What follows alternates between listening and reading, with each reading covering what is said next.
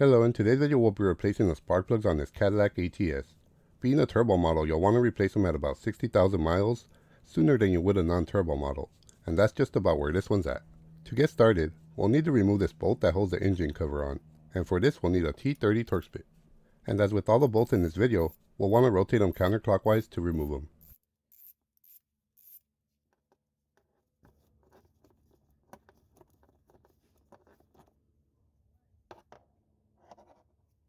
Now we'll follow that up by removing the oil fill cap.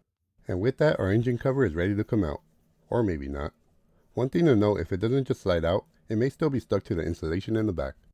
Let's try this again. Just lift up and slide it off. Let's put the engine oil cap back on so nothing falls in. Now we're ready to begin with our first spark plug. The first thing we want to do is disconnect the connector. And to do this, we'll need to slide this red lock clip back, and this will allow us to push in on the connector tab, and once you do that, we can slide back and disconnect the connector.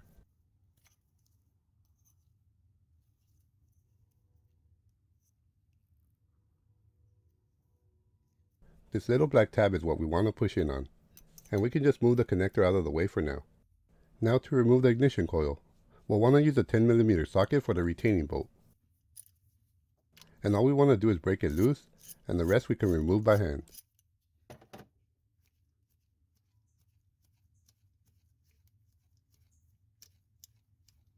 And with that bolt removed, let's go ahead and slide out the coil.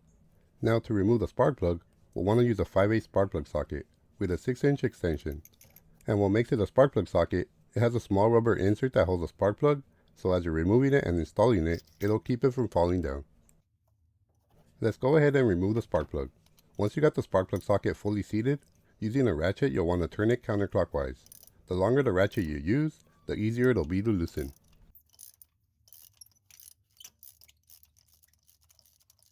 Once you got it loose enough, just remove the rest by hand. And here's our old spark plug. Nothing obviously wrong with it, just replacing them before they can cause problems. And these are the spark plugs I'll be using. They're AC Dalco Iridiums, which come pre-gapped, but it's always a good practice to check the gap before install. And these plugs for this car should be gapped at a 0.035. We'll also want to add some anti-seize to the threads. You don't want to add too much though, a little bit goes a long way. And as you thread in the spark plug, it'll get onto the remaining threads. So just add a little bit on the first threads, but avoid getting it on the tip, and repeat for the remaining spark plugs.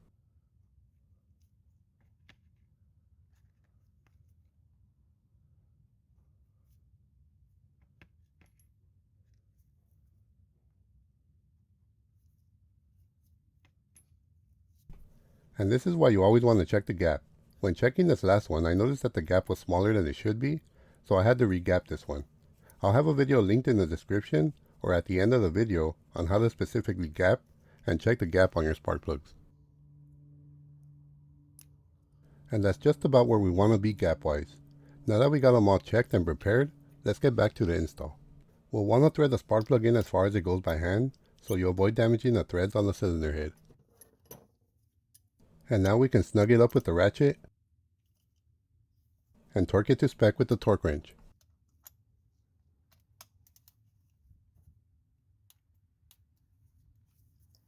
The one bad thing about spark plug sockets is, sometimes the extension can come out without the socket, but I just reinstall the extension and angle it as I remove it so they come off together. Now we can reinstall the coil, followed by the bolt, and bring it down by hand as much as you can.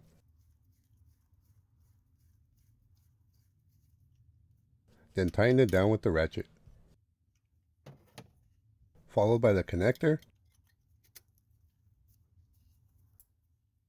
And finally the lock clip. For the next two spark plugs, it'll be basically a repeat of the first one, so I'll skip the removal and install of those and continue on to the last spark plug, which has a few extra things that you'll need to remove. To access this last coil, we'll want to use a 10mm wrench to remove the two bolts holding the bracket. It doesn't have to be ratcheting like this one just makes it quicker. And once you get it loose, just remove the remainder by hand.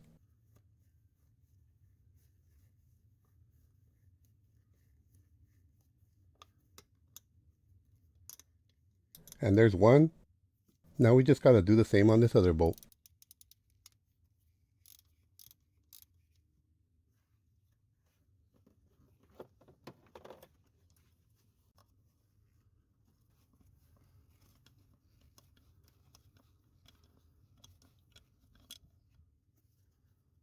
And there goes the second. And with that, we're able to move the bracket, allowing us to access the bolt. But first, we want to slide back the lock clip, then disconnect the connector. Loosen the coil bolt with a 10mm wrench, then once it's loose, remove it by hand.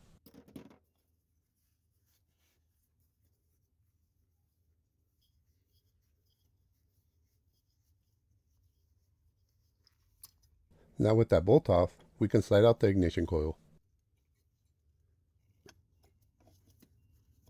It's a bit of a tight fit, so you may need to wiggle it out.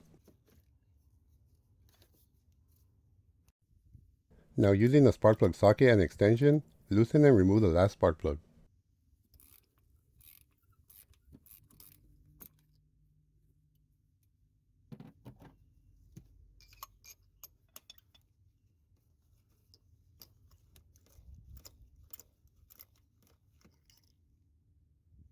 Now once you get it out, slide in the new spark plug and tighten it by hand.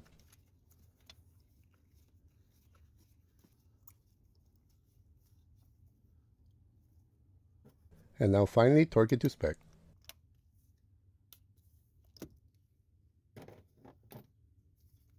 Now remove the socket and extension and reinstall the ignition coil.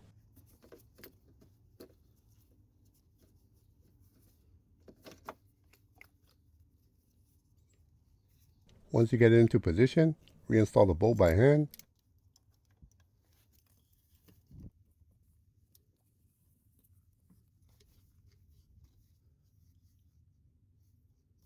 and finally snug it up with the wrench.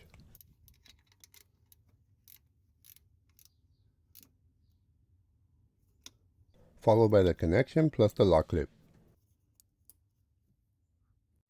Reinstall the two bolts that attach this bracket.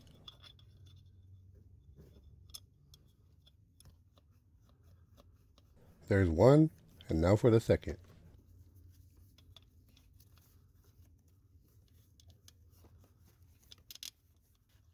Now with both of those bolts installed and tightened by hand, let's snug them up with the ratchet.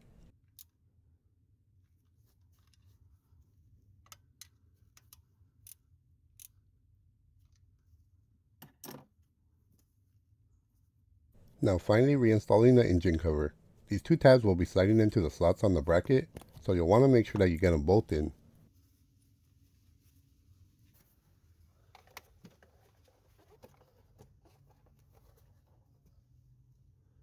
You'll also want to make sure that the insulator is tucked under all around.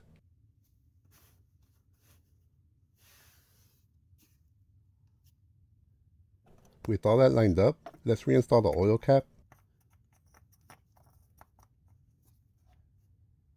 and finally the bolt. And now snug it up with the ratchet. And with that, the spark plug replacement is complete. And now to finalize it, let's start the car.